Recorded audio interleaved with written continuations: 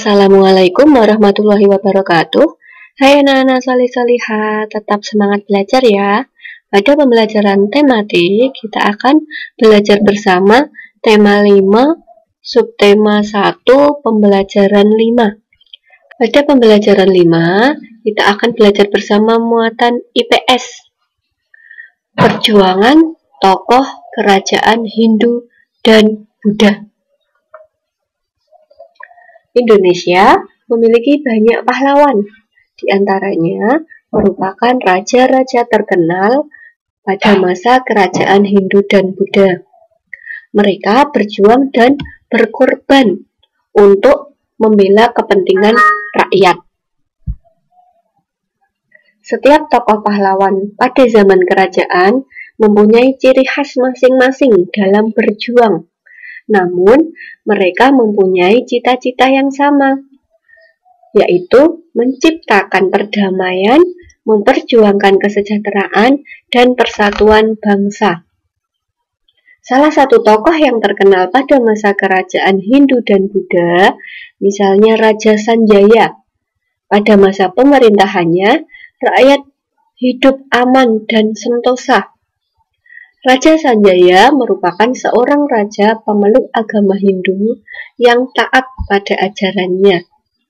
Nah, tidak hanya Raja Sanjaya, ada juga tokoh-tokoh lain yang terkenal pada kerajaan Hindu dan Buddha.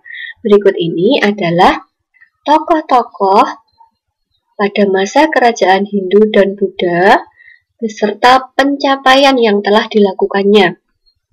Yang pertama, Raja Mulawarman, Kerajaan Kutai di Kalimantan Timur. Raja Mulawarman adalah seorang raja yang baik budi. Rakyat hidup sejahtera dan makmur pada masa pemerintahannya. Raja Mulawarman menyedekahkan 20.000 ekor sapi kepada kaum Brahmana saat upacara keagamaan. Kemudian membagikan emas dan tanah kepada rakyatnya. Yang kedua, Raja Purnawarman, Kerajaan Tarumanegara di Jawa Barat. Membuat saluran air untuk mengairi lahan pertanian. Kemudian memanfaatkan sungai untuk mencegah banjir. Kemudian Raja Purnawarman merupakan seorang raja yang bijaksana. Yang ketiga, Raja Hayam Wuruk, Kerajaan Majapahit di Jawa Timur. Raja Hayam Wuruk membawa kerajaan Majapahit mencapai puncak kejayaannya. Raja Hayam Wuruk menyejahterakan rakyat dengan membuka lahan pertanian dan pembuatan bendungan serta saluran pengairan. Pada masa Raja Hayam Wuruk, rakyat hidup damai dan makmur karena pertahanannya yang kuat dari serangan musuh. Yang keempat, Mahapati Gajah Mada, Kerajaan Majapahit di Jawa Timur. Mahapati Gajah Mada adalah seorang Mahapati yang gagah berani menaklukkan wilayah lain untuk mempersatukan Nusantara. Mahapati Gajah Mada menjaga keamanan kerajaan Majapahit dari serangan musuh. Mahapati Gajah Mada bersumpah akan mempersatukan Nusantara yang dikenal dengan Sumpah Palapa. Ini merupakan relief Mahapati Gajah Mada yang memegang keris. Relief ini berada di kawasan Monumen Nasional Monas, Jakarta. Kemudian, tokoh yang kelima adalah Raja Balaputra Dewa, Kerajaan Sriwijaya di Sumatera Selatan.